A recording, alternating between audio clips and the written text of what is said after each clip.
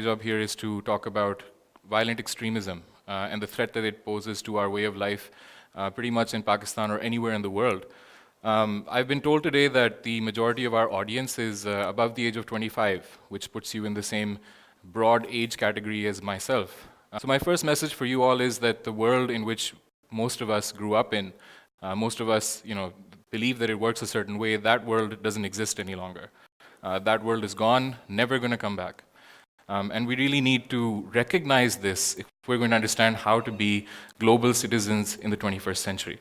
And one of the chief challenges we face is the rise of violent extremism, both in a religious context and now in an ethnic context in the West. So let's first see how we got here.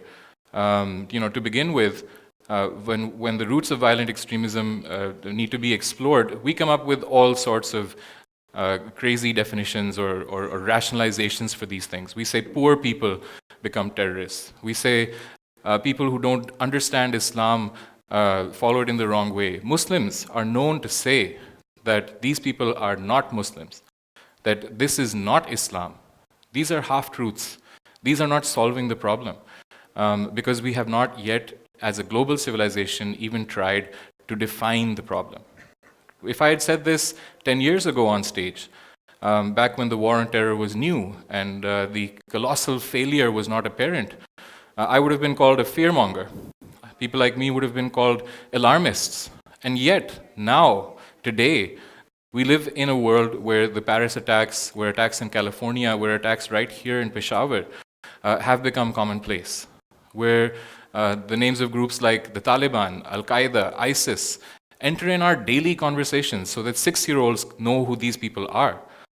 Our children go to school in fear of being killed and attacked. This is the world in which we live. And at the same time, we now see a world where it is acceptable as a narrative just to pander to populist ideas in the West, to talk up draconian policies against Muslims and Islam just to get votes. This is now acceptable. We're in that place where we've created that schism, where really we are at that precipice, that one last step before all-out war. And my job is to really bring home today how close we are and how we all really need to do something about that. So without further ado, let's just put ourselves in the situation that millions of kids across the world find themselves in when confronted with radical ideologies with absolutely no defense against them, right? So just put yourself in your shoes, suspend your sense of reality for a second, and think like a 14-year-old or a 12-year-old or a 10-year-old or even an 8-year-old. So stage one of radicalization, right? The very first stage is taking over complete and absolute religious and moral authority within the radicalizer. So many of the panels that you'll see behind me are from a comic book that we've done. These are just meant to illustrate it.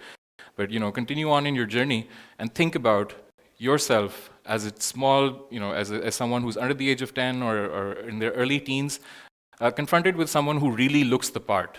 Someone with a flowing beard, with spotless white clothes, who can quote ayats from the Quran, which you can't really understand, but we can quote ayats and hadiths to back up everything he says. When a person like that walks into a classroom full of 20, 30 kids and says, you know what, everything you have learned about Islam is wrong. Absolutely everyone whom you place authority in when it comes to your religion, when it comes to your morality, is wrong. These are all people who have been co-opted by evil. And there is only one Islam that I represent as a radicalizer. There is only one absolute truth, and you must follow that. So a child in this situation looks at that person and says, you know what, this guy looks the part. You know what, he might know what he's talking about, considering that I have no idea as a 12-year-old what Islam is all about. Considering that my only influence so far has been my peer group, or perhaps my parents, and they're definitely, borderline crazy. So let's just go place our faith in this person. The first stage is almost ubiquitous across everyone. Most of these kids will not even think twice before being presented with an authority figure and accepting that person's absolute authority in the domain of religion and morality, which is so dangerous, right? But it gets worse. Because stage two is where narratives of violence are being justified, where through a global the narrative of victimhood, through a narrative of historical victimization at the hands of, quote unquote, the West, or what many Muslim propagandists or Islamic propagandists refer to as Christians and Jews and their evil empire. These are the kind of words that are used to describe people, and they obviously lead to a certain kind of dehumanization.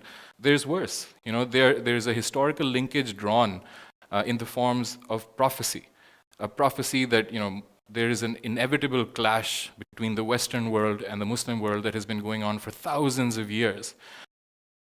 And this is an idea that is supported by evidence from Muslim conflict areas over the last 1,000 years, literally going back to the Crusades and covering all of modern history as well. Conflicts in Bosnia, in Kosovo, in Chechnya, in Kashmir, in Palestine. These are all brought up like a litany. And today, we've added to the mix. We've got Syria, we have Tunisia, we have effects in Libya. We have hotspots around the world. Iraq and Afghanistan are still bleeding wounds for the world. And what is being done to these kids? This entire history is being encapsulated and presented to them as a kill or be killed scenario. That you can either be killed, you can either sit quietly by while your families are razed to the ground, while your homes are destroyed, while your children are killed, while your parents are killed, or you can stand up and take some action. And that action is obviously violent. And you can imagine the impact it has on a young mind who has no idea where Bosnia is or has no idea what's going on in Kashmir exactly, probably hasn't stepped 10 feet away from his town in his entire life. And this child now thinks, oh my God, who are these inhuman people, these Westerners, who are destroying my land, who are occupying my people, who are enslaving an entire civilization? Who are these people to kill innocents? How dare they? And there are other kids who are more emotional at that particular age, who say it's on. If this is the way it is, then it's on. I'm going to be a soldier. I'm going to fight them. And literally, he has already taken a step, a very huge step, to becoming a terrorist. What's stage 3? Stage 3 is where the radicalizer describes the infinite ocean of love, acceptance, forgiveness, glory that is martyrdom. The glorification of death. And by doing this, or while doing this, that radicalizer is reinterpreting a very basic Islamic concept that allows Muslims to wake up every day in the morning and go about their daily work and try their best, which is called jihad. Jihad has become a dirty word in modern society. Muslims fear the word jihad because of what it now represents in pop culture. Jihad is a word that is synonymous with a global death cult now, whereas actually it is a philosophy of life, as presented by Islamic philosophers from the ages of long past. And that idea is taken and presented to a child in a way that, every possible thing that they can imagine is lumped together and presented to them as just a small step of giving up your life and achieving all of that. So the child, once again, obviously, sitting there, he goes, oh my God, this guy is brilliant. He's a genius. He's described every single thing I could possibly want in my entire existence. And obviously for a 14-year-old, that's pretty much game, set, match. You've given him everything, and you've reduced his sacrifice as a service to God. At that point, most of us think that that child is now completely radicalized and ready to be a terrorist. But unfortunately, this point comes much, much earlier than we had thought. This point is something that happens at a level where they haven't even found out the name of the organization that they could be joining. They don't even have a mission yet. They haven't even formally joined up yet they are ready. They are converted into soldiers and they are willing to go and die. So at that point, the research that we've done during the course of our project, the Paspan project, that really helped clarify many of these concepts for me, makes our job much more difficult and also instills fear in our team, and I guess everyone here who understands the problem should also be scared, because once we know how this process works, we also have to define how bad things are today. And most of us still, across the world, think that we're safe. We think that our money will save us. We think that our houses will save us. We think our influence will come to bear when it really is required. These are all constructs These don't work at all. What we know is that going into villages, talking to children, we realized that a majority of children already carry within them the basic 2 or 3 tenets of radicalism without ever having been approached by a radicalizer. Behind me right now, you see 2/3 of the entire population surveyed through our exercise, which was between the age of 10 to 18, already believe that there is absolute religious and moral authority in a religious leader. So they're already brainwashed without even starting. Stage 2 is on the board. 50% of this population believes that violence is a justified means of enforcing their opinion. The job of the radical has been done. Who's done this? They haven't been able to reach into that home. This is us. This is our negligence. This is our apathy. This is our unwillingness to be involved in a debate that literally will decide whether or not we will survive as a global civilization or not. We have been sitting on the sidelines for 36 years. We have allowed our children to be co-opted by these people for their ulterior motives. We have allowed Muslims across the world, we have allowed our religion to be co-opted and twisted and misused. And non-Muslims around the world have been complicit in being unable to understand what this problem is and unable to hold their governments accountable for their role in it. Now, when I say that non-Muslims also have to hold their governments accountable, really, they are part of the problem, as are Muslims. This is a global problem. Just to give you some context of how bad the situation is, these are some of the numbers that we were able to find regarding madrasas in Pakistan and ISIS recruitment in the West from European countries. They are right now, as per a government report released 2 months ago, almost 35,000 plus madrasas in Pakistan. Obviously, not all madrasas are radical madrasas, but you're all able to make your own educated guesses about what percentage of this number behind me and what percentage of these 3.5 million kids that go through this madrasa system every year are being radicalized or are being open to radical ideologies. Look at the statistic below. 1 in 6 ISIS recruits from the West was a new convert to Islam. What does that tell you? Does that tell you that Islam or modern reinterpretations or evil reinterpretations of Islam are the problem? No. This is a direct result of Western civilizations creating suffering and chaos as they expand their empire. This is a direct result of citizens living in those Western countries who feel disenfranchised, who feel like no one is looking out for them, who feel society has failed them. And they are looking towards Islamic radicalism. I hate to use the word, but that's the word we use now in society. They think that this form of violent extremism is their rebel call, their call for revolution. They are associated with this just because of its ability and its proven ability to hit back at the evil empire. This is once again their terminology. So this is how bad the situation is.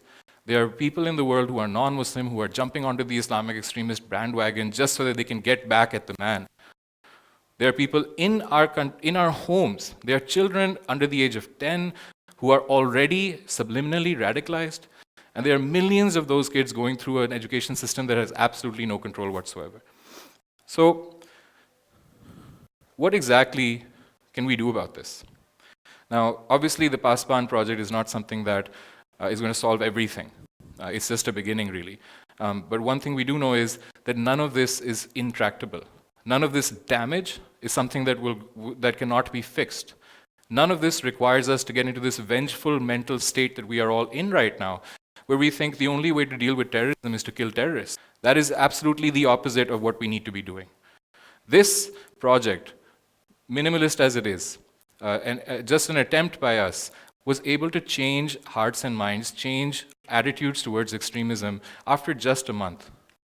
This is something that, gives a great deal of hope to people like me, that one full half of the people who believed that violence was a way to push forward their opinion changed their mind. That a full half of the people who believed in giving absolute authority to a religious leader came back and said, you know what, next time, I'm going to think about it. These are huge strides. And these are strides done by the minimal efforts of people like me. And thank you. This is something that is now the onus upon every individual in this global civilization. The reason for bringing up these stats, once again, is not to say that our way of doing things is the right way. Where we stand today is at the vanguard, where people like me who try to create space in society for us to have these very crucial conversations, for us to develop that understanding amongst Westerners and amongst Muslims and non-Muslim populations about how we got here, how do we get out of here, and then push you guys and push all of us as a global civilization once again to get towards that finish line before we each destroy ourselves and destroy each other in the process. This prophecy of the clash of civilizations, the inevitable kill or be killed, will become self-fulfilling in this generation if we do not act. This problem is no longer the domain of states and their institutions. They have no power whatsoever to influence what goes on in your home and to influence what goes on in your heart. This is our struggle. This is our battle. And if we do not fight this actively every single day, we are at that precipice and we will not be able to recover in the generations to come. I implore with all of you, I appeal to all of you, do not allow your apathy, your negligence, your fear, your panic to take the day. We all need to come together in our own little way, and we need to do our part. I hope this stays with you. Thank you.